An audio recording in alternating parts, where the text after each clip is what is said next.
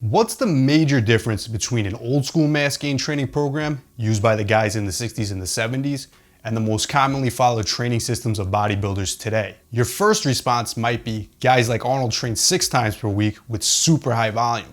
And ever since the Dorian Yates era, bodybuilders have scaled back their training using only moderate to lower volumes and only training one body part per session 1 time per week. And while there's definitely some truth to this, the problem is most people are completely misinformed about the top pros training programs and assume this is how they built their physiques. This couldn't be further from the truth for Arnold or any of the other bodybuilders in his era with their crazy high volume systems, or even Dorian Yates himself with his extremely high intensity, low volume HIIT training.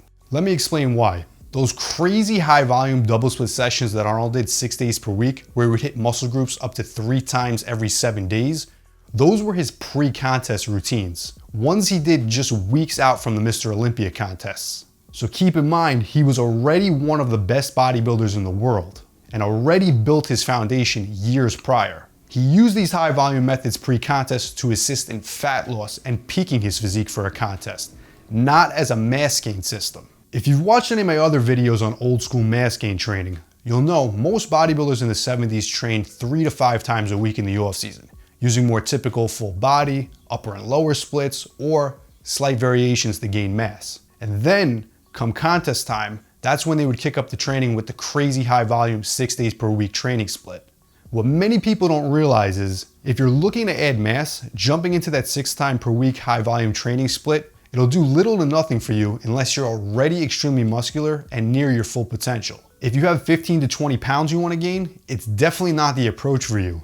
And it wasn't the approach used by guys in the 70s or even Arnold himself. We're gonna go into this more in detail in a minute, but first, let's touch on Dorian's training for a minute also. I mean, the huge debate is volume versus HIIT training, Arnold versus Yates. The common argument is Yates was a mass monster and he did HIIT, train 1 body part per session per week with super low volume. Hard gainers and HIIT advocates will swear the best way to train is low frequency, low volume, and tons of rest. Most of the time the argument is, look, it worked for Yates. Now, similar to the argument against Arnold's training, Dorian's training was super low volume, 1 body part per session, using a 2 on, 1 off schedule. This was also something that he did much later in his career, and also did not use this to build his base.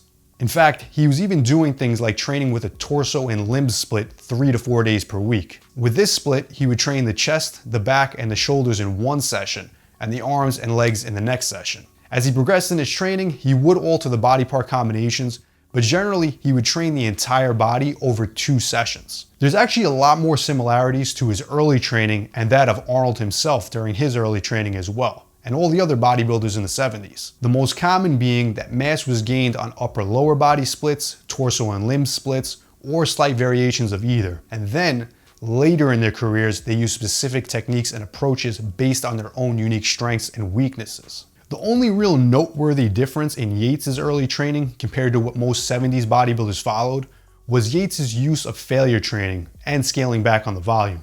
It wasn't what you think though. Yates wasn't using tons of forced reps, drop sets, and beyond failure back then. The difference was, instead of hitting something like 4 sets of 12 on squats, like most volume trainers would hit back then, Yates personally focused on loading up the weight and cutting that back to 2 sets, taking them as close to failure as possible. As with any training system, there's going to be a need for individual differences. The point I'm trying to drive home here is, the majority of the best physiques in the world built their base by using some of the very standard old school mass gain principles we're talking about on this channel. And if you need to gain muscle, following the extremes on either end of the spectrum is most likely causing you to leave progress on the table. To fully develop the base of your physique, one of the best ways you can gain mass is following a 3 to 5 day split, using the appropriate amount of volume which allows you to both recover and progress. For individual weak points, additional attention can be given, and in my next video, I'm going to break down all the different old school mass gain splits you can use to build the most muscle possible. If you've personally used old school basic mass gain splits to build your physique, comment down below with your results.